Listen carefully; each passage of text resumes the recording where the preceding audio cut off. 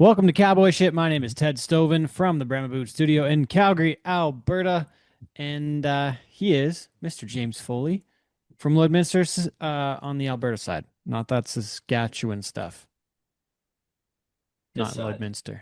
on the west side. He's from the west side, folks. Yeah, west side. West side. Anyways, Foley. Uh have we got you some boots yet? We haven't got you any boots yet, did we? No, we haven't. Well, it's Yeah, probably it's almost it's my springtime. It's fault. probably we're It's my due. fault. Yeah, Okay. Send me the yeah. I'll link or wait. send me the stuff. We got to get them to you by rodeo season. 100%. 100%. I need to get stomping in my Brahma boots. But you know what we could do though is we could go get you fitted when we're in Lethbridge too. See our friend Lacey at Western Stockman. Could Hey, go get you you know fitted what? while we're there. Yeah, yeah. You know what you should do? What should I You do? should you should take are you familiar with the song by the famous singer Nelly called Nelly. Air Force Ones? I'm a little bit familiar. What's the story? You should flip it to Brahma boots. So Brahma give boot us ones. give us a Brahma boots Air Force One rendition. Might have to. That actually might be a good use for gay eye. Yeah, actually, yeah, we should do that. That'd be unreal. Chat GPT, right? Something. I don't know. PT? I don't know. Man, Yeah. let's just go on and talk about AI for 2 seconds. Yeah. Go ahead. What the fuck are you doing, people?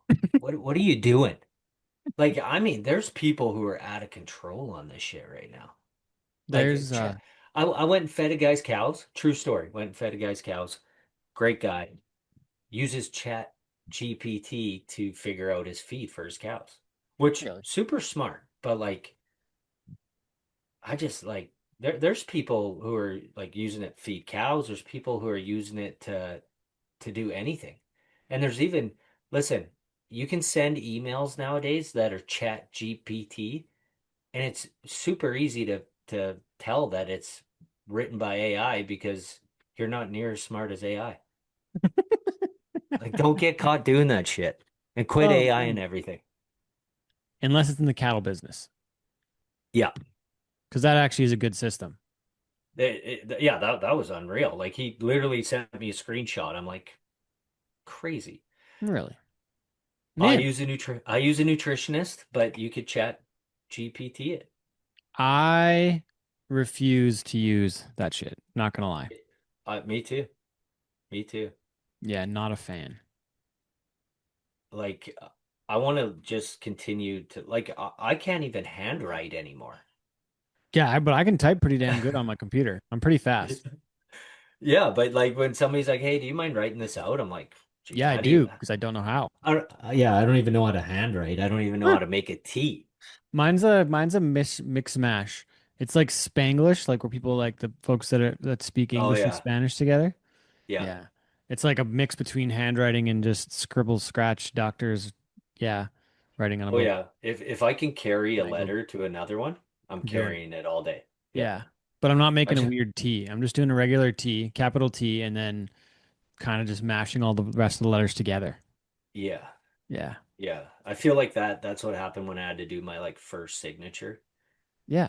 Is I never ever really practiced doing my signature, so then it's just a real shitty version of my handwriting.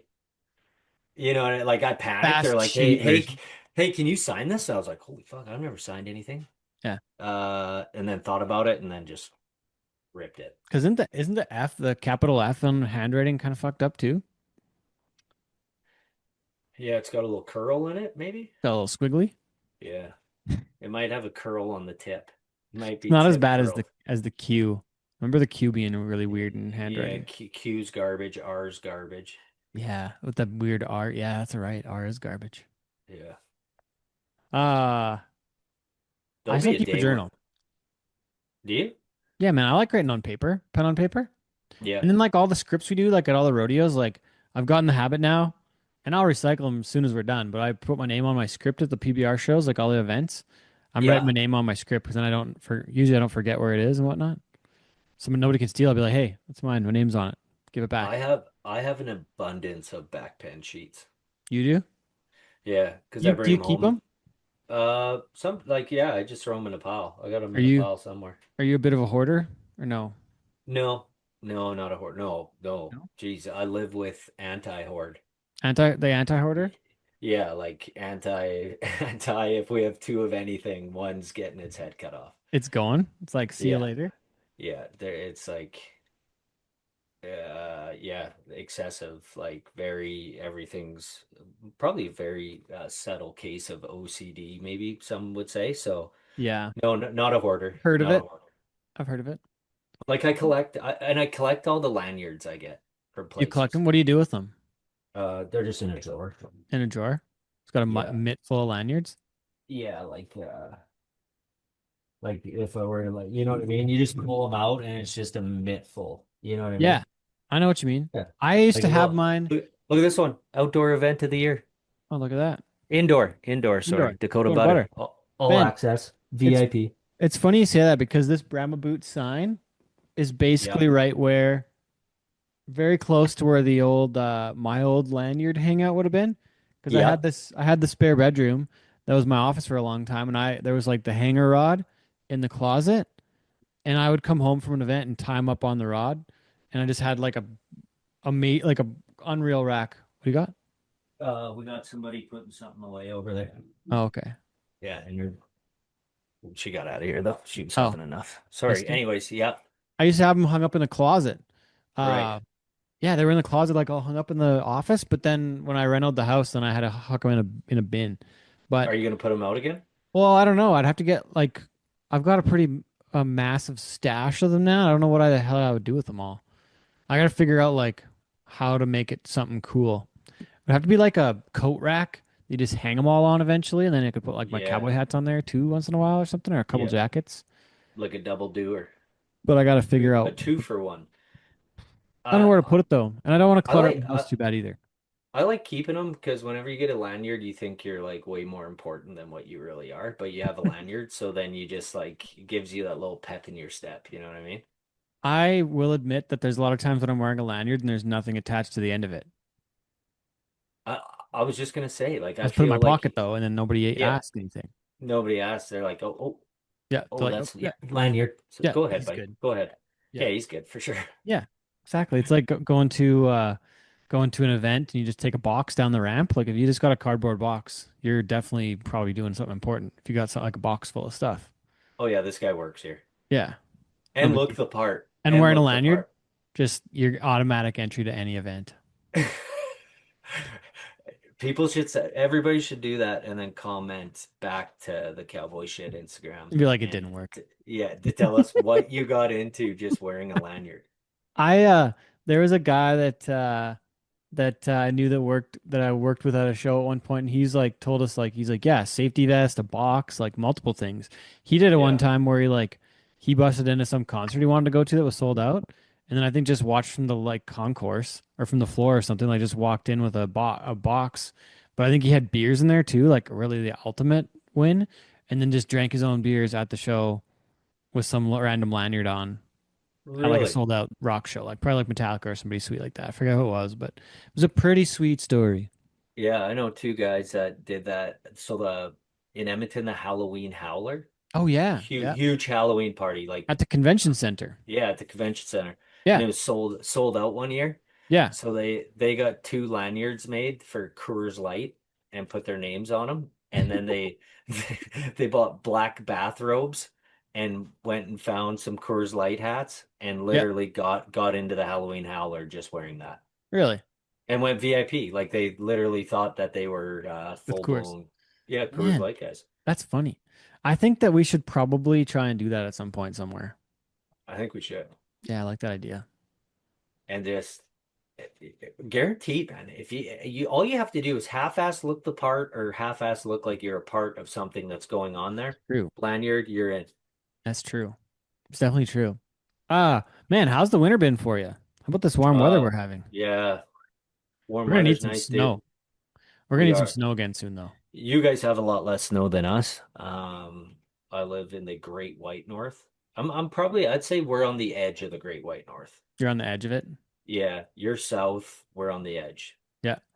So you go north of us, it's been ridiculous cold. But Oh, we okay. we still have some snow. Okay. And it's Boy. supposed to snow again here pretty soon, I think, too. Hmm. Or they're supposed to turn again. Yeah, I heard a rumor. Heard a rumor. We do live in the Great White North, so it's bound to happen this time of the year. Can we can we take a moment? The weather's nice. The flowers behind you, what are we doing there? You like those? Yeah. What are Um, we story or you just bought them? no, I had a bunch of friends over for Super Bowl. Yes. Friends brought flowers. Thanks, Danny. Nice. Shout Neil, out the whole gang. Danny, Neil, Yeah. everybody. Jess brought brownies that she made. I made ribs. Josh and Pippa and I stayed up till 1 o'clock in the morning playing Overcooked on the Nintendo Switch, I think it's called. Nice. I'm hung over, James. Yep. He's a bag of shit. Some Yeah, would say. I didn't even get that messed up, but I think there's like 6 or 7 or 8 or 9 empty wine bottles here, and there was Oh, only like 7 of us that were here. But yeah, quite a fun. We had a lot of fun gang. So yeah, Danny that's Neal brought good. the flowers. Thanks. I was sending them pictures early in the week because I bought myself flowers early in the Yeah. week. I definitely had the feeling of like the Miley Cyrus. I can buy myself flowers, write my name in the sand. I was, Did you get him from Safeway? oh yeah, duh, obviously. Can you show us what you Might have got? been it might have been Safeway or where else was it? Might have been Co-op. I forget. But What yeah, do I I let me guess often though. buy Let me myself guess before flowers. you show me. Oh, Let okay, me guess what you bought. You those are the bought chips. yourself. What do Uh you think that I bought? s- This is a nice pr- set here too, by the way. Like that is a nice set. nice That looks like a flowers. rose tiger lily combo. I don't know I don't know. what What are the these orange orange ones are. guys? What are they? I don't know. Daffodil maybe. I don't know. They're Not nice a though. No, I think not that's big a one. daisy. I think A the orange one's daisy. a daisy. Right. Those are out I don't, red. Those are roses though. It is almost Valentine's Day. yeah, I don't It is past just Valentine's Day so by the time we everybody knows I get don't know there. what a daffodil looks like. I just Just guesstimated. That's definitely a daisy, the orange one. I'm gonna say you went I don't something know what like that one kind. is. I think you went kind of. I don't know if you'd buy yourself roses. You might though. Man, I just I'm bought bouquets. Like I legit was telling Danny, I was like, because I sent her pictures of flowers. And I was like, yeah, I bought these for because I like having flowers around. I like the scent, and yeah, I like the like having nice flowers around once in a while. And like, I don't know, I just get the bouquets. I like having them around. It's a right. nice thing to So look you buy at. the little pack of fives. So you probably got some Yeah, roses. You it's kind of probably like got some this. white ones. Did you go with baby's breath? I don't know about that. Okay, we'll see. Let's go. Do you want to bring them over? Yeah, yeah, bring them over. Okay, you gotta hold this thing for a sec while I go get the flowers. Yeah, I got her. We Teddy's on his way right now to get the flowers. An assortment. I'm not sold on the buying yourself flowers yet. You're not sold on it? It's pretty much You're right. it's the It's pretty damn identical. similar. It must be like a similar time of year. It's exactly the same minus Not the quite. tiger lilies. Not there's For, there's yellow roses in there. yeah, you have orange ones I over don't know there. what that one is. That like pink one on the Oh, bottom. And then I don't know what petunia. this guy is. This look at that yellow bastard over there. That's a nice looking Oh yeah. flower. Or the Yeah. white ones. That's a Yeah, lily. I know a lily and I know a yeah. rose and that orange daisy. Those are Yeah. pink little like pink different lilies. Yeah, you went all out. You went a lot more colorful than I thought you would. Man, it was like I don't know, these are like $15. For $15 at the grocery store, like that's not a bad purchase, I don't think. I don't No, mind that's spending great. 15 bucks on it. Like, Yeah. okay, you're not so sure on buying flowers. Miley Cyrus does it. If Miley does it, it must be fine. Yeah, it's totally cool. Uh, the funny thing is there's like people coming over this week. Like people were here on like friends for the Super Bowl, but we're Yeah. recording a bunch of shows. So there's like people coming to the house. The next little while, I'm literally a grown ass man living by myself, and there's 2 sets of flowers here now when these people are coming to do the shows this Yeah, week. it adds a little flair. You think so? I've been known to buy the odd plant. I like Yeah. buying plants. Man, I thought it was kind of cool. The crew that was here on Sunday, they were like, "Yeah, this guy's got his shit together." It seemed like they were kind of pumping my tires a bit. I was like, "Oh, thank you." And And flowers probably go good with the new kitchen. they do. That part is Fresh updates. I that like it. part's I like true. it. I So retract my statement. But are you trying to say that I'm like I'm a weirdo because I'm buying myself flowers, or like you said you weren't sold on it, like you wouldn't do it for yourself? But I think if I was what are you gonna trying to buy, I say? wouldn't buy What are you myself. trying to say here, Foley? I wouldn't buy myself flowers. I wouldn't do it. I would maybe buy For myself the like one of house. the big. Yeah, I like it. It looks good. I'm proud of you. But what would you buy instead? I'd buy a plant. I do like plants. This thing's pretty Yeah, sweet. yeah, I like that one. I think my cousin gave me this one. It's happy. It's a pretty cool plant. Little horticulture today. And then this guy's really seems to be happy. He's thrilled right now. I got Oh some yeah. help with it, but there's even a new little growth on the Oh, bottom. oh He's yeah. got a Yeah, whole new yeah. little shoot.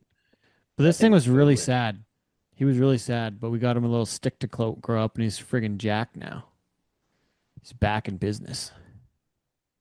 Yeah, That's I a like monstera, in case you were wondering. okay. Yeah. I do like the house plants. We got lots of house plants. And I do get that Vines where are in cool. like your plant like I got goldfish in my waters. I'm a big Yeah. goldfish guy. Yeah. And I had one that was dying. And Yeah. like five days it was floating at the top. When you touched it, it swam to the bottom. So I'm like, fuck, I can't let this goldfish die. So I brought him home, kept him in a jar upstairs. This is a big goldfish too. This sucker was decent size. Kept him in Where'd like you a have him from? from one of my bull waters. A bull? You had a Like, goldfish in your bull watering device? yeah, heck yeah. Why? Because they eat the stuff in there. They keep it clean. Really? Yep, guy told me that once. So you just buy them from the store and huck a goldfish in there? Yeah, grow them. No I shit. buy them and they're like probably I don't know 3 centimeters big. This In your one was bull like, waterer? yep. And how I'll do send they? you I guess pictures. you got a, like a heater in there so they don't get cold in the Yeah, winter. yeah. The winter they just chill out by the heater. Do you have to ever like feed them? Nope, never touch them. Really? How long do Yeah, they I live just for?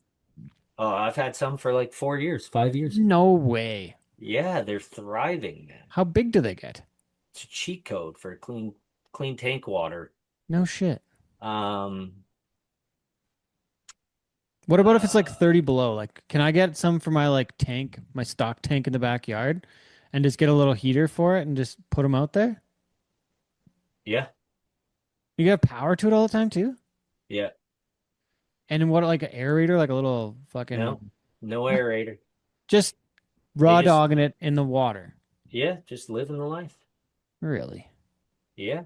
How big do they get? Then what happens? They're big. I'm not like they're a couple inches now, some of them. Big suckers. Like 3-inch goldfish. Yeah, maybe 4 inch. Really? Yeah, I'll catch one and I'll measure it in the spring. No shit. Yeah. You'll catch them, Thriving. measure it, and then put them back Thriving. in. I don't fucking believe you right now. I feel like I'm Yeah, getting punked. I had one that died the other day, so I put him on my Snapchat Really? with a little Sarah McLachlan in the background. Really?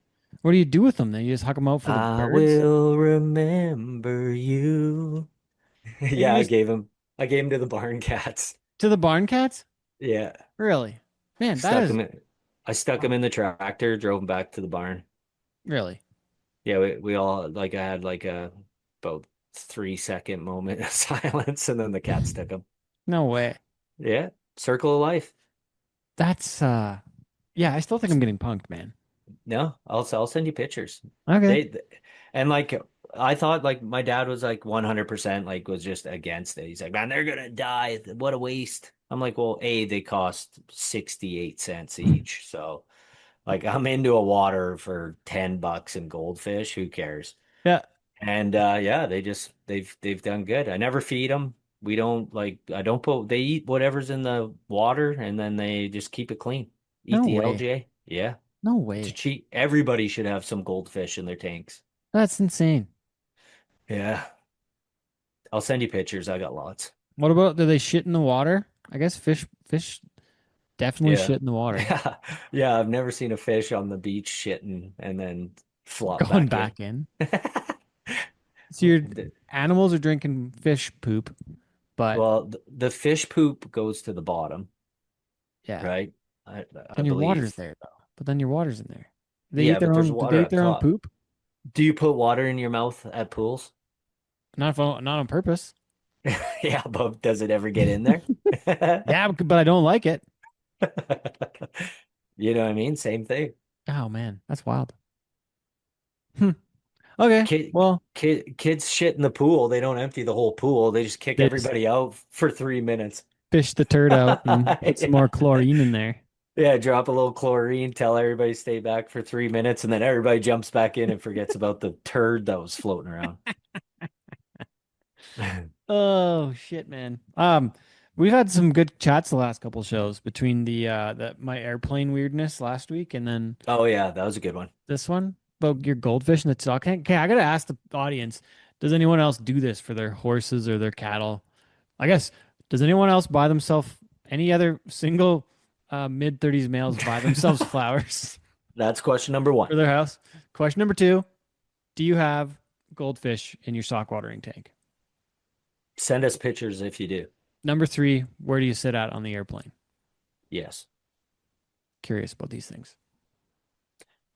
If you're like me, you sit in a shitty seat every time because you never pre-book. Fuck. You get to fly everywhere looking at a wing.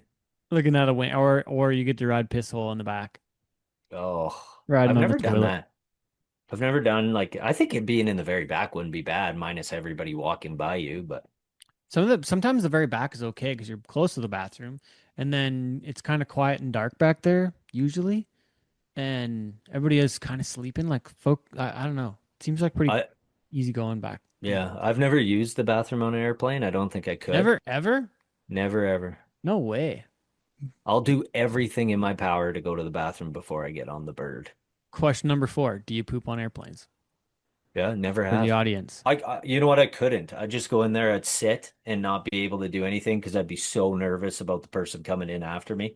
Yeah, I couldn't do it. I couldn't have a guy walking by being like, "That's the guy." I'm like, that's the guy who "Fuck." destroyed the toilet and he opened it. Yeah. When you get off, you're just waiting for your luggage. Everybody's looking at you. Oh dear. Man, there was a time when I was on an airplane and they had to close it down. They had to deactivate the toilet because some kid destroyed it. Actually, that actually happened. Really? Yeah. Yeah, the kid, I don't know if the kid pissed all over the thing and they couldn't fix it or he shit himself in the toilet, but they had to like they put the lock on it. They're like, "Yeah, we're gonna have to get the cleaning crew in on that one." We're we're gonna shut this one down. This one's out of commission for the rest of the This- flight. yeah, anybody goes in there, this plane's going down. You don't want that. Oh shit, Oh, man. Uh, that we better get to the show. I don't know. I we feel should. like, yeah. Uh, this week, uh, fun show. Enjoyed recording it, and hope you all enjoy it. But hey, once again, I'm recording from the Brahma Boot Studio in Calgary, Alberta.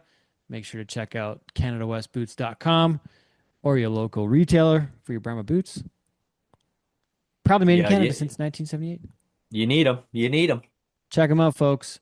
And we're probably gonna do some sort of boot deal with some listeners here at some point. Make some kind of like Yeah, maybe one a of the best giveaway. answers. One of the best answers on the one of the best answers on the quiz from today. Yeah, I'd have it's to give a boot pair of scooting. boots, A Brahma boot boots. scooting Brahma boot giveaway. That'd be fun, right? Yeah. So there's a pair of It's boots on the line, folks. Get those answers in. Hit us up on the Instagrams when the show comes out. Once you listen, go back to the post and let us know. Answer those questions, those four questions. That was what was it? Uh, do you poop on airplanes? that was number four. Yeah, and then there was also the one about where do you sit on the airplanes? Yeah, where you end up sitting. Do you put goldfish or fish in general in your And stock you waters? and do you buy yourself flowers as a 35-year-old single white man? Yeah, yeah. Can't wait to see all the Is answers. that really that weird? No, Is it's it not kind of weird. weird? Or is it just like, No. are you trying to say that I might like swing for like bat for the wrong team or something? Like, are you saying like I'm a little bit No, you're just weird comfortable. like that? You're just Comfortable. comfortable. Okay. All right. Takes confidence. That I guess that's true. I also don't give a fuck what anybody thinks. So Yep. I'm gonna keep doing it because I like them. And everybody should do that, by the way. Not give a fuck what people think. Yeah, that's cowboy It would shit probably right there. serve people better a lot of times. Yeah. Yeah. It would. Man, I appreciate the Enjoy catch. it. I Enjoy the appreciate the interview. catch up. All right. See you, friends.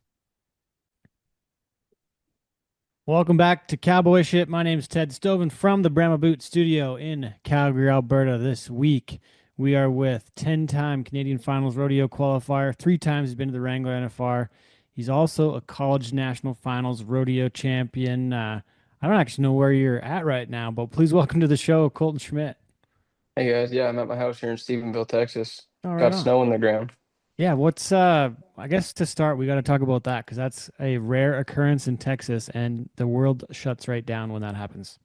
It is rare, but it happens every year, and they act like it doesn't. Every time we get a little bit of snow or ice, they act like we're in like a new world, but it does happen every year.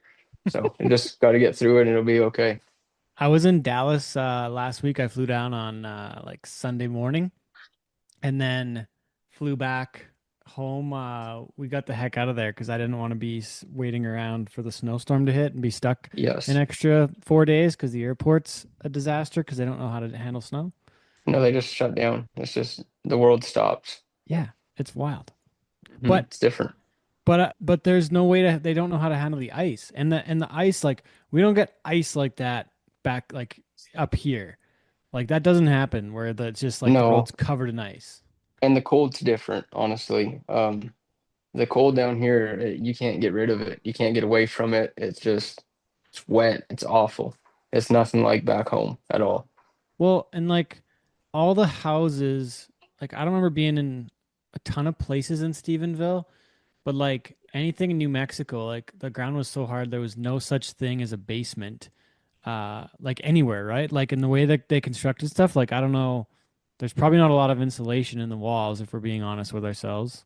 No, it's like any no, any wall that's facing north. If there's water lines running through it, you might just plan on it freezing up. Really?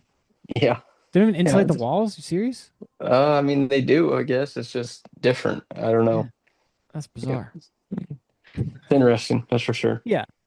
Um, Colton, I got to go back to how long I think I've known you for, and I feel like I could be wrong, and I hope I'm remembering this story right, but I'm pretty sure I sold you a steer riding rope in Strathmore in like 2005.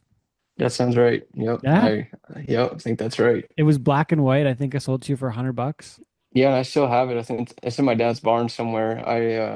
I got on 3 steers in my life, Yeah. and this is no lie. I either broke or sprained my ankle on all 3 of those steers. Was it the same ankle? No, a different form every time too. Twice was in the chute and once was getting bucked off. I've Really? never made the whistle in my career. I called her Oh, quits. oh for 3. 0 for 3, and that was just a good sign to stay at the other end of the arena. Oh shit, man. I hope that I didn't help jinx your career in some capacity by selling you a bad rope. Yeah. No, you didn't. I should tell you thank you. Oh shit. Man, I uh I was like, I'm pretty sure that's right that I sold you that rope back in the day. I was trying to think Yeah. because we're close to the same age, right? Like you'd be what, 32 right now? Yeah, turning 32. Turning 32 this year. So born in 1994. Uh Hmm. yeah, and I would have been like 15, so you were 11. So that was like, was that the only rope you rode steers with, like just a couple times? Yeah, when you get on 3, you don't wear one out. Yeah. It's pretty they last quite a while. Oh fuck. That's funny. What I can't believe you still have it. Like that would be something that if I had that bad of a steer riding career, I would have like gave it to somebody else. Yeah, I don't know. I seen it a few years ago when I was at my mom and dad's cleaning the barn out, and No way. kind of made me laugh. It's like thank you for not making me go down a really terrible bull riding career. Oh dear, that's hilarious. So, but you like correct me if I'm wrong too, but like you well, I think there's a few things we got to get to though. There's like the Schmidt mafia of Barrhead, the Barrhead area. Yeah, And I might need a little bit of an what do you call it? Explanation on the family tree, just to give fair some enough. folks a little bit of background on that. But the other side is like there's a picture of you and Kyle Lucas from the Canadian Finals Rodeo advert, like it was like a program or like an ad about CFR from like 2001 or like 1999 or something. You guys were really little. Yeah, it would have been after 2000, probably '01 or so, because my dad would have been there, and they didn't team her up there till 2000. But yeah, Okay. it's a long time ago. We were little guys. Yeah. But it was like a really cool picture, and you guys are like, if it was 2001, then you were 7, and Kyle was probably the same age. Yeah, we're the same age. I don't really know it. I couldn't tell you the exact date, and it might not even been when my dad was there. Times have changed so much, but back then, Joe and Shauna would go to the rodeo, and my mom and dad would go to the rodeo, and they would just leave us at the Westin. And it's our responsibility to get to the rodeo. What? We take the LRT, and You're then 7 years old? well, yeah, I mean, probably it was closer to 10, but we'd run around Rexall like we knew that place, and No shit. we knew every staircase that where it'd get us. We knew how to get behind the boxes, behind the buck and shoots. So we were invested in that place before we got to rope there. But And yeah, getting Kyle and around I, town? They just let you free on the C train? Like, yeah, we'd go back on the LRT by ourselves too. And now you no think way. about it, you're like, what the That's heck were we insane. doing? But man, we had a lot of fun. Holy shit. So was that like planned, or did they just catch you guys just chilling on the buck and shoots? Like it was on the back of the buck and shoots, and you guys No, recreated it a couple years ago. I really can't remember exactly how that picture happened. But yeah, I don't know. We tried to do it this year at the NFR, and I'd get there early and leave fast, and Kyle would get there late, and he'd leave late, and our schedules just didn't really work during the Oh. NFR this year. But um, yeah, that was the cool picture. Well, that's the special one. Well, I was just thinking the NFR. So I wish you guys would have got that done. That would have been unreal to both be at the NFR the Yeah, same year. we'll have to do it next year. Yeah, exactly. Okay, you brought up NFR, and you guys had a hell of a week. It was unbelievable going from, kind of what Levi and Jeremy did almost, where you go from the bottom of the standings all the way to the top, and you're in the 10th round. You're leading the average by like 7 seconds, and you throw your loop, and the steer ducks off to the right, miss the steer, and there goes your chance of the gold buckle. Like, I mean, you've probably talked about this already, and I hate to bring it up this early on, but like, man, we all were so heartbroken for you that steer would take that turn at that exact moment. You've already thrown, Yeah. like, it's just the worst luck, but I guess, it wasn't meant to be. But also, I'm just curious, like, what's going through your mind beforehand, like that week, and tell us about the experience, and then we can end up there. But like, man, I was so pulling for you to win the damn thing, and then, Yeah, we were oh, excited. I wanted that steer too, actually. I was in the office and they drew me that cow, and I watched the seventh go around early that afternoon, and I was excited that I had him. I just, there's a lot of ways to look at it, but where my mind takes me is if I would have caught the first year, I'd have already had the world won. So it's uh, just kind of whatever. I'm just happy to be in that situation and thankful for the opportunity. It was a very blessed week for us, and yeah, damn sure want to experience it again. what was the highlight of the week? Like, there's a number of go round wins. Your most successful NFR ever. Huge check at the end of the week. Gonna suck at tax time a little bit probably. Um, Probably, yeah. but yeah, that's a problem that's good to have. But just talk about that week and some of the highlights going through it. Yeah, no, it was cool, man. It was super fun. Missed the first one, kind of an emotional roller coaster. Scared to go back to where you were before. But I had a really good team around me this year, a lot of really, really good people. And yeah, man, it's such a fun experience. It was really cool. I had a lot of people there in my corner that were truly there for me, just wanted the best for me and wanted me to be my best is probably the biggest thing. And yeah, I think the highlight though was probably the second go around, just bouncing back, catching one, placing in the go around, just feeling like you're getting the ball rolling early in the week and just trying to catch momentum and be in a good enough state of mind to produce a result.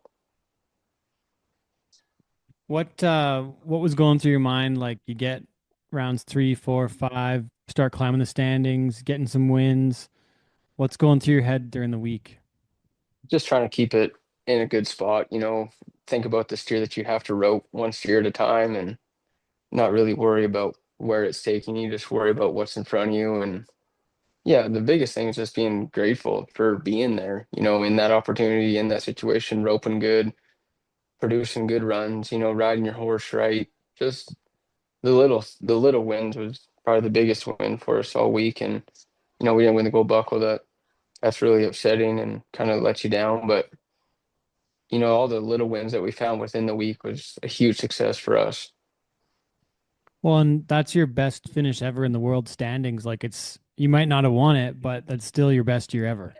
Yeah, yeah, exactly. A year before that, you'd be praying just to rope one at the Thomas and Mack, let alone have a chance to win the world title at the end. So yeah, like I said, just thankful that we had the opportunity, and it was nice to kind of have the taste of it, but definitely makes you want more of it for sure.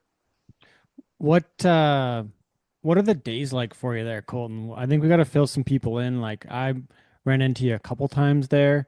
I remember seeing you at the Cowboy Christmas with one of the trailer dealers that I'm assuming is a sponsor of Yeah, yours. Stephenville Truck and Trailer. Yeah. Yeah. So Hmm. talk about just what the days are like for those that might not understand. And like, I can't imagine having horses in Las Vegas during the NFR and trying to look after them and keep them in good shape and watered and fed every day. But you also mentioned the team. So we got to talk about the team Yeah, and the people on your side for that week. yeah. I mean, first and foremost, my wife, she kept the boys busy when I was needing to do stuff, and we rented a house this year, which really helped a lot. We weren't stuck in a hotel room with the boys, and they kind of got to have their own schedule and keep to it, which was huge for us, just mentally for my wife and myself. Just we had a babysitter, and they went to bed on their normal time. We kind of got to our days were super busy, and it makes the week long. But we were very thankful we had the babysitter because at night we got to go we'd always go have a nice dinner and we got to still experience it on our own, right? We had a really good balance of that. And I had a really, really good lady help me feed my horses that week at the finals. Her name was Bambi, and she was unbelievable. Just little things. She rode my horse every day. Anything that was a little off, she handled it, kind of kept me in the loop on what was going on. But by the end of it, you're so trusting in her. That's kind of just it's her responsibility, and she's so good at it. That was a huge weight lifted off our shoulders too. And then with Ren, just being there a phone call away, and he was there for the first half, just the mental preparation, the little aspects of the run that need to be addressed, and having him to bounce ideas off of and share ideas with. It was just the whole thing was really good. So you mentioned babysitter. Is that family from back home by chance? Like No, parents it that come down wasn't. or somebody No, else? No? no, she's a friend of the Richards. She's pretty much family of the Richards. Her Okay. name's Bailey, and we've known that family for a long time. But she come down there and stayed with us, and yeah, she was super helpful. What about you mentioned your horse? So James Bond from AC Roping and Racing, and that is the Richard family. Did I get that right? Yeah, yeah, ANC Racing, ANC. and yep, that's Ren, his dad Chad, and his brother Caden. And it started with the A comes for their grandpa Albert. But they've been good to us forever. We've been really close ever since Ren first started coming to Canada, and he's kind of took me under his wing. And yeah, the whole family's been incredible to us. I'm very thankful for them. And how does it end up where you end up riding that horse at the finals?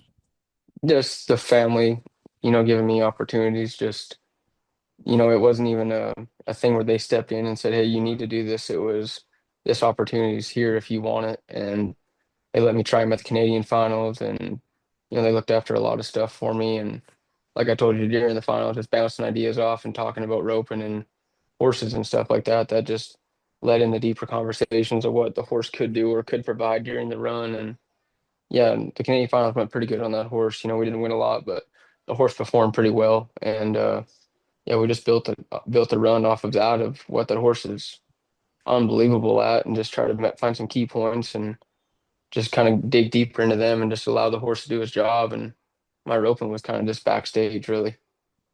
I think that's a younger horse too, isn't it? Yeah, he would have been 7 during the NFR. He just turned 8. Lucky number 007, possibly. That's right. Yeah. Um, how many people did you rope with this summer before getting to the finals? Because Jonathan was a new partner at the finals based on the way standings went in. Is that correct? Yeah, that's correct. And then I roped with Tyson McLeod at the Canadian finals too, um, including both the finals. I had 9 rodeo partners last year. Which is highly unusual, is it not? Yeah, that's very odd. 1 to 2 is it's kind of all you're ever wanting. So 9, you kind of feel like a neighborhood whore a little bit, but that's it's all right. That's kind of the path that we were on, and yeah, we just had one goal in mind and just kind of kept focused on that and stay in our own lane, and yeah, got the job done. What was the goal, the main goal in mind? Honestly, my main goal is just to stay in my own lane this year, just really focus on our job and produce a high number of runs, of chances to win. I really thought if I didn't matter who was healing, if I hit the barrier and I headed good and I handled good, it shouldn't matter who is back there. They're professionals. They're going to do their job. You kind of get wrapped up in searching for a better partner or better situation, and you almost take your focus off yourself rather than just last year. I really tried to stay in my own lane and, like I said, just produce higher volumes of better job that I done at the rodeos. Just be better and stay in my own lane, and it led me to a path to getting a really good healer because of that. The what's practice like before Vegas? Like what, middle of October that you're gonna be roping with Jonathan at the NFR, and then you No, got shoot, I knew the first day of October. October. As You know soon as that the standings are done, you knew it immediately. Yeah, yeah. Yeah. The day. Shoot, it might have been before the season was over, honestly, Okay. on paper. I mean, once it's finalized on who's going, you're You instantly know. Yeah. figuring out who's roping with who. So Okay. yeah, we knew right away. I mean, he lives 5 miles down the road. They have a cattle Oh, business. They had really big Mexicans to rope and practice on. And that was a really big thing for us too, was we had realistic practice. We weren't full of false confidence. We weren't roping little natives that were kind of searching. You're creating a run that wouldn't work out there. We had hard steers to rope, and we had some bad days of practice, but we always just kept talking about it that it's worth it, because when we overcome this challenging situation, it's going to be the real deal. So it was definitely productive. how many runs would you guys put together before Vegas? Man, we roped quite a bit. I'd say we probably roped 10 or 15 times, and we'd rope anywhere from 50 to 75 steers a time. Holy shit. Um, we roped a lot. Yeah, I mean, that's the funnest part about the finals for us, the 2 months before, because we maxed it out, as much as you can rope. I actually hurt my back. We roped so much. So Oh wow. I had 2 weeks or so there where I didn't rope at all, trying to deal with my back. And then I got to go to Utah the week before the finals and rope with Rand and ride that horse. And yeah, you're busy for a couple months. Did you practice and ride on James Bond like with Jonathan, or was that not Oh, till like the end? You no, the just showed up at only the finals.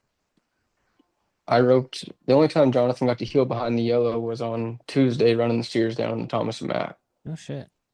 Hmm. How much does that change for him then? As a guy You like know, I hung out with like Dustin Round and Tatum Patton and a bunch of that crew when I was in New Mexico, and they took me along for like one winter. I got to rope with them. They wouldn't let me dally right? because I was just a noob and they didn't want me to lose any fingers. But like Yep. I didn't know shit, and it all happened so fast. Like just riding, Yeah. like being able to ride. But Dustin had a good horse that took me where I needed to go Right. because I was a total noob. But like you're talking such fine details and intricacies of the sport at the absolute highest level, with things happening so fast. Like how much does your horse affect him on his side? He's never roped My behind that horse.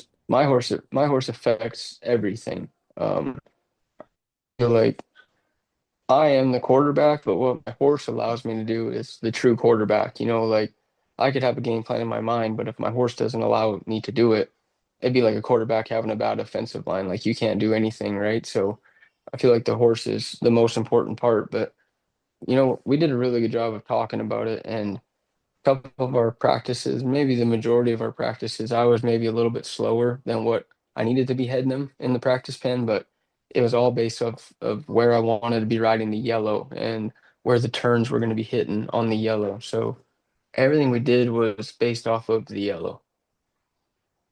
And how many horses are you riding when you're running 50 to 75 head a day? Like how many Four mounts? to six horses, probably. Okay. They each run Yeah. 5 to 7 steers kind of thing. Yeah, it just depends how good they are. The better they are, the least. And then there's just levels to it. I mean, some of the most valuable horses we have aren't valuable to other people, but they're valuable to me because I get to run, 10 to 30 steers a day on them for myself. And on a for the winter here, like luckily the rodeos, a lot of them in for the winter for you, if you're in Stephenville, they're not super far. You get to go to Fort Worth, and Houston's only Yeah, 3 hours away, and San Antonio's. that's the big perk about living here. You know, I had a place in Arizona for a couple years at the end or at the beginning of my rodeo career, and you never really got to be home. You know, it was kind of hard. You spent your majority of time in your horse trailer at somebody's place in Texas. So when we come home October 1st, you know, you really do get to be home all the way through April. Like, and that's because we Canadian rodeo. You know, if you don't Canadian rodeo, you get to be home till the first week of June, second week of June. You get, if you live here, you really do get 7 true months home. So it's, you know, the weather ain't wonderful here all the time, but it's a big part of why we wanted to, or why I wanted to put my foot down and live here is just we get to be home. You know, it's call it home. It feels like home. There's a big part of that. Well, that's something I wanted to ask you about too, Colton, because you're, you know, 10 times Canadian finals, three NFRs, but like I had this thought in my mind that for you, it's probably been a lonely road at a lot of the times because you've committed for the last, correct me if I'm wrong, the last decade to be at the highest level of this game and make the NFR and challenge for the NFR and go after it at the highest level, which is not an easy thing to do. And you being from Barrhead, Alberta, which for those that might not know is like 4 hours north of Calgary, an hour north of Edmonton, where the Canadian finals are. But like, you probably don't see your family a lot. Probably haven't been able to see your family a ton over this last decade. Like, you had to give up, leave a lot of the friends at home, and go after it. Like, that's not a easy thing to do mentally, socially, with your friend group, like your family. Like, I can't imagine just picking up and leaving to go pursue this at that level. No, that's definitely true. You know, my family that, you know, you definitely don't see them as much as you want them to. And shoot, my friends from high school, I ain't seen them in years, you know, but it's kind of something that was installed in my head when I was really young. I don't know if you remember a guy named Dr. Bob. Sounds, oh, But Bob Stedward, wasn't it?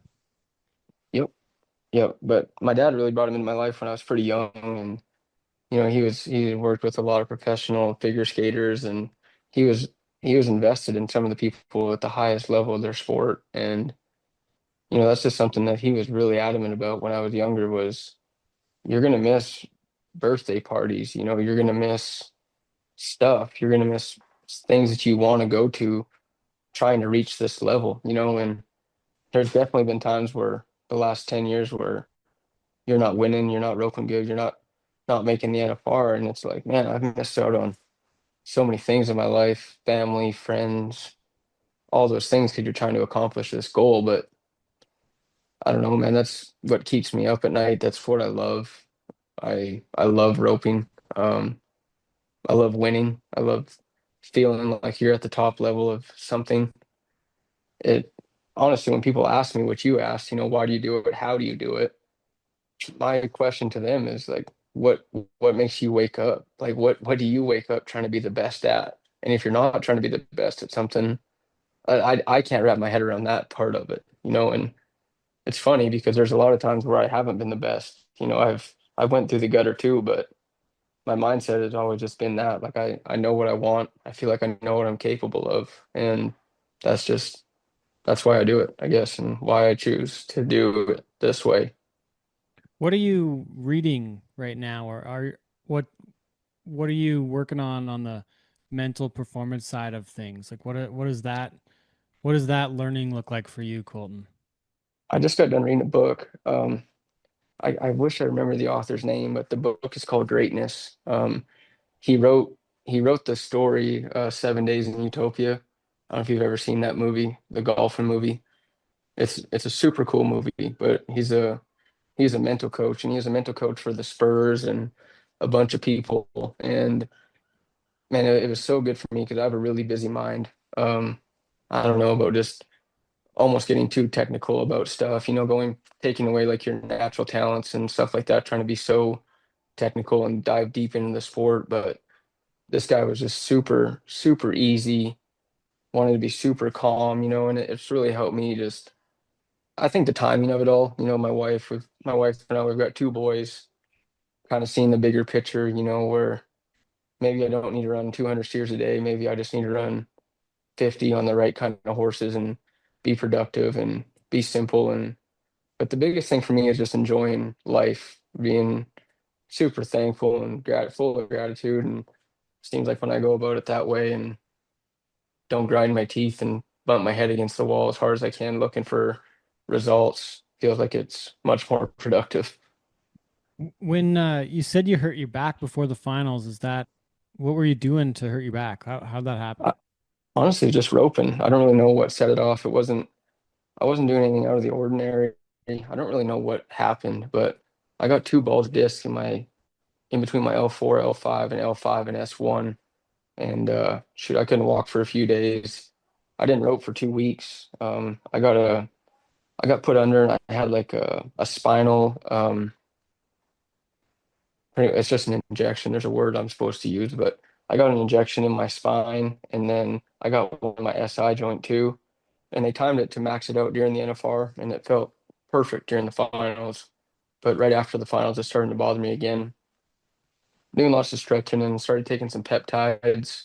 Supposed to go to Mexico and go see a guy with some stem cells and stuff like that. But yeah, it was honestly all hitting at once, where it's kind of like not less is more, but at least have a reason for what you're doing. Just be less technical in the roping and be more technical in like your preparation and a purpose behind every action that you're taking.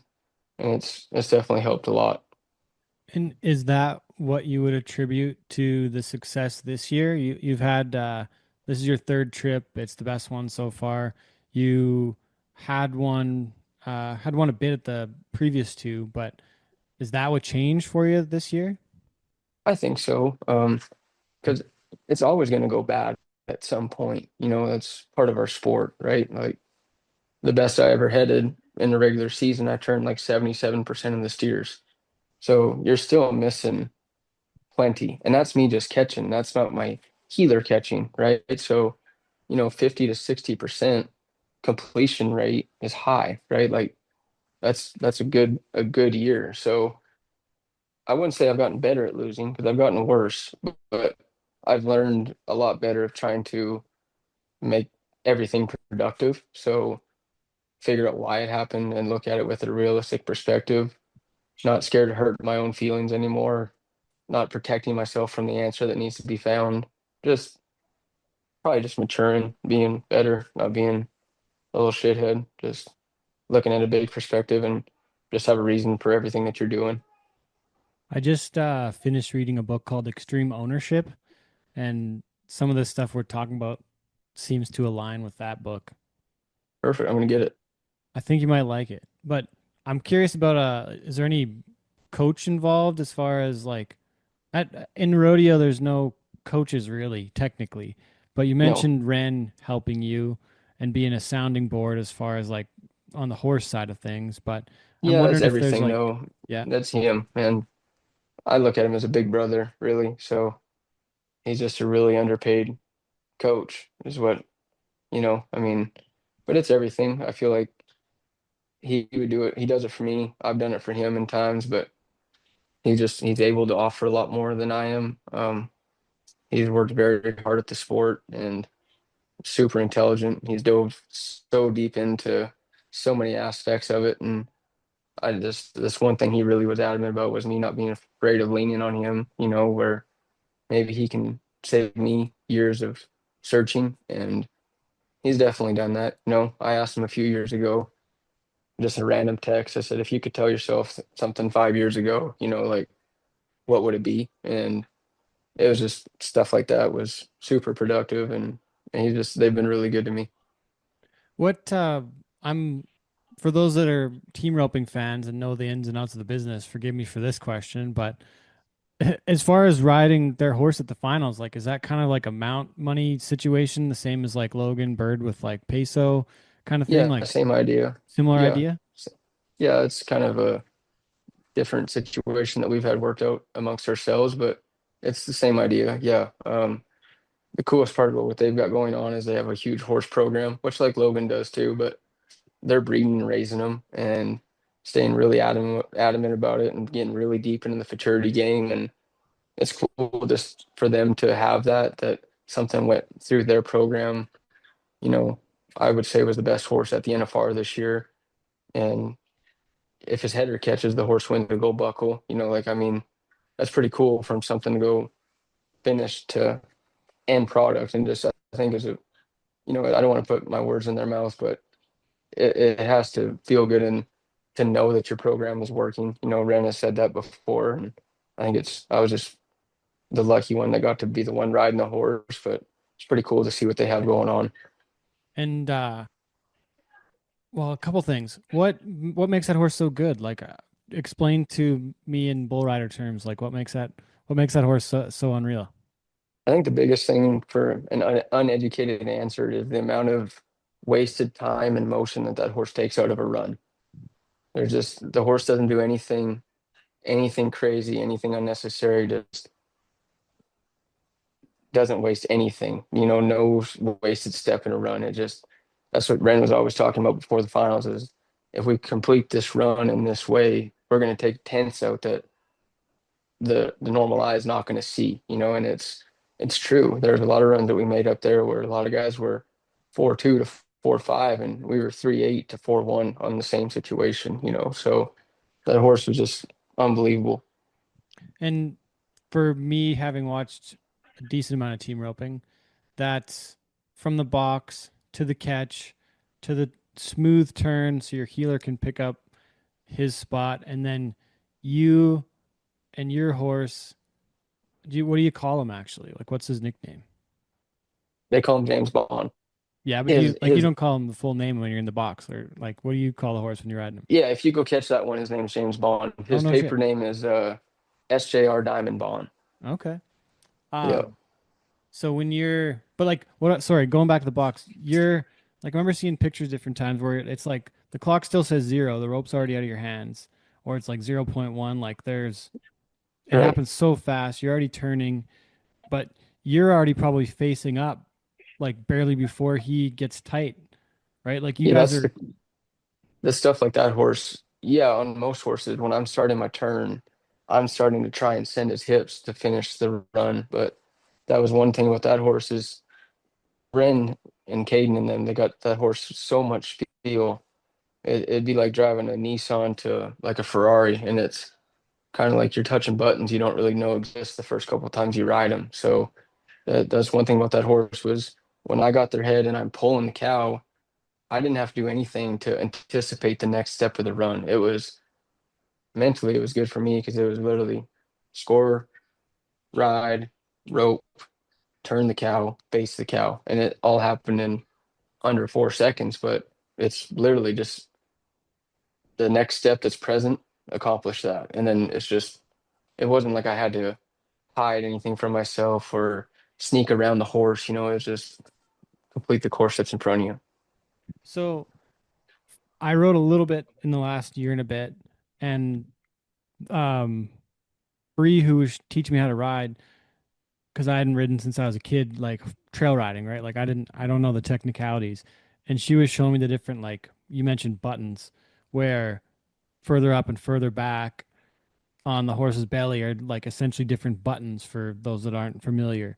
But I'm thinking like if you're a header, your right leg's kind of back a little bit anyways with where your rope is. Like correct me if I'm wrong here on all this stuff too, because I'm trying to formulate what it looks like. But like those buttons that you mentioned don't even know, like you don't even know where they're there.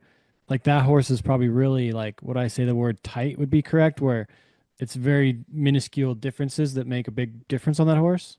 Well, exactly. Yeah, little moves are big moves, and even just riding that horse in San Diego, just a week or two ago, just little movements with my left hand that I wasn't even thinking about being home practicing is creating results on this yellow horse that are unnecessary. And it's just when they got him feeling like that and so broke and so precise, you really got to slow your body down and really know why you're putting yourself in those situations because you're dang sure going to get whatever you're asking for, good or bad.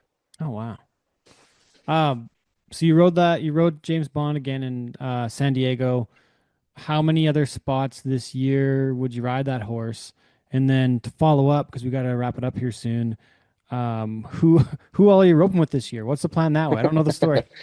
The yellow horse is just I'm gonna ride him whenever I can. Whenever the Richard families the Richard family feels like it's doable, it's an option, and that's with James Bond, with anything that Ren thinks will help the situation I am in. I'm an open book when it comes to those guys. If he tells me to do something, I'm damn sure gonna try it, and we'll figure out why it didn't work. I'm committed. So whatever they feel like is an opportunity for me or whatever becomes present is I'm going to take it with open arms. I'm very thankful for that. I'm going to rope a Chase trying. That's who I'm entering with. That's my plan. Our goal is aligned. It's pretty similar, and I love roping with the guy. I think he's a great guy. He's a great partner. Is the biggest thing, and that's our plan. And for last year to go through and have 9 different partners, what happened? Like, I'm sorry that I don't know the story, but I'm No, curious it's now. easy. I roped with a guy named Landon Glenn 2 full years ago. We roped in the winter, starting the 25. He had a different opportunity he wanted to take, and just we broke up. As simple as that. And I was searching. I was kind of bouncing around partners throughout the winter. I roped a Sid Spore at the beginning of the summer. We won Panoka, and then I started roping with Chase the first week of August. And the funny thing about the rodeo deal, which but getting to go to 80 rodeos, it doesn't matter when you do them, right? Like it's just the season is this long, whenever you want to fit your 80 rodeos in, however you do it. And when I started roping with Chase, it was like my 42nd or 43rd rodeo. So even though it was so late in the season, like we only roped for 2 months, he really was my partner for half of my year. You know what I mean? So and he did super good for me in the last bit of the year. He drove across America when he needed to do it only for me. He was a really, really good partner. When that's the case, like, do you have to pay him to go do that for you, or does he do No, that because he you, wants to go win too? yeah, I mean, that's what we do. So he's going because it's going to pay his bills. But it's easy for him to go home and not spend money. But we had a good run, and felt confident that we could produce that run often. So it was a good business decision for him to go. We still won when I needed to win. We still won 10, 15,000. It still was beneficial for him, but it'd been very easy for him to say, I'm going to go home and save my money. But we didn't feel like we were hiding it. We had a good run, and we'd enter anywhere just to go try and win. Hmm. We got about 5 minutes left. I gotta ask you one thing, and then I'll follow up with some other stuff. But one thing we ask everybody is what their definition of cowboy shit is. So I gotta get that one in before we Cowboy wrap it up. shit. That's a tricky one. It's different for everybody. Anything, I feel like cowboy shit is anything that the general public would look at and say, hell no. And a cowboy would just be like, man, that's just another Tuesday, you know, just And we're stuff that we do. as we're recording this on a Tuesday. Yeah, there you go. Yeah, there you go. Man, I'm happy for you for this last year you had. Like I said, we're all heartbroken that like to see how it went in round 10, but like what was the aftermath for you like that night? Like what, there's a bit of weight off your shoulders. I'm assuming because it's over and it's just such a strain of a week where you're so busy and there's so much stress and you're under so much pressure. Like some of that the weight's lifted off, but you're like my assumption is you're crushed that you missed that one, but also like you're like, well, not much I can do about that one. I don't know where your head's Well, at after that. it was such a funny feeling because the situation sucked, right? Like you never, yes, I missed. And at the end of the day, in 10 years, I missed that cow, right? It doesn't matter what the steer did, whatever happened. I missed the cow. But at the end of the day, I was proud of how we went about it. Um, I'm proud that I didn't back off. I was thankful that I liked the throw that I took. When I was wanting to head the cow, he was where I wanted him to be. So yeah, you're super let down. I was a little bit mixed of emotions where that situation don't come around a whole lot, so you don't want to let it go when it does come. So that part was heartbreaking, but man, at the end of the week, we had a very blessed week. Put my family in a much better spot, and I got to create a lot of good relationships out of that week, and there ain't been nothing bad that's come from having a good NFR. I know that. Well, you got to get running here, Colton. So I don't know what else to say. Is there anything we missed? No, man, I appreciate you reaching out, and I'm glad we finally got to do it. Yeah, me too. Thanks for the visit. I'm trying to think of like what else I want to ask you, but I don't know what else it is. I guess what else is on the bucket list? Like as far as each side of the North America, like whether you're going to the Canadian side of things, Yeah, like the we're world trying to titles figure that obviously out. on there. Yeah, the NFR is top of the list. That's number one. Our sole purpose is that. So our first business decision is always based off of does it benefit us towards the national finals, but they're doing some good things in Canada. As many things that they're doing shitty, they actually are doing some good things. The board really busted their butt. Our our directors are guys that have a say, and they got the payout fixed. Both Logan's for us, Logan Bird and Logan Bonnet have worked hard for us. They got equal money in the team roping at every tour rodeo. The pay scale is a little bit better where we don't fall into a shitty paying rodeo. So there is some things that we're gonna have to kind of weigh our options on, because there are some rodeos that are gonna be substantially better than they used to be, and that's just from them guys putting their head down and working for us. So thank you for them, but that's just something we're gonna have to figure out. A little bit of a different schedule, different opportunities, but the main thing is every decision can be made off of if it's beneficial for the NFR or not. How many do you go to that don't count? Is there any, or you just go to 80 and that's it? Like I want to say there's a few maybe, but I could be wrong. No, I feel like in the last 10 years, I went from anywhere from 95 to 110 rodeos. Say that's pretty normal. And And you, that's just mainly because the Canada deal, 15 to 20 of them are going to be unofficial. oh, okay. And is that just to get the count to go to the CFR essentially? Yeah, or if you're there, many years it's just to try to win to go to the CFR, but they're also not good enough rodeo that you want to waste it towards your 80 for the NFR count. But I see. majority of the time, it's trying to make the Canadian finals, going to whatever rodeo that you can get to. I see. Okay, because you only have so many weekends and whatnot. I get it. Right. Yeah, you only have 80 bullets to count for the NFR, but you only have a substantial amount of rodeos that you can fit in your schedule during the Canadian deal that you have to go to. Yeah, that makes sense. Well, Colton, I wish you the best of luck this year, and we're all proud to see you kick so much ass this year at the finals. And sorry it ended the way it did in the 10th round, but yeah, we're pulling for you, and yeah, appreciate you taking the time. Thank you. Yeah, man. Thank you. Awesome.